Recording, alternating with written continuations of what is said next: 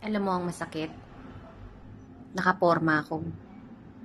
Naka-coat and tie, nakabarong pa kuno. Pero pagdating sa korte, magpapareset lang ako. Alam mo ang masakit? Nakakotse ako. May Starbucks pa kuno. Pero di mo alam, puro utang ito.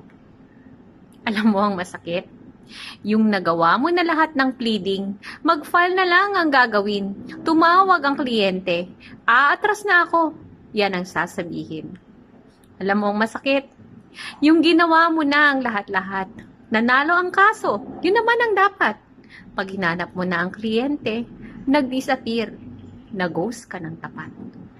Alam mo ang masakit? Sa text at messenger ang daming tanong. Tatawagan ka pa sa umaga, gabi at noon. Pero pag filing, iba ang kinuha. Patamang buhay ito.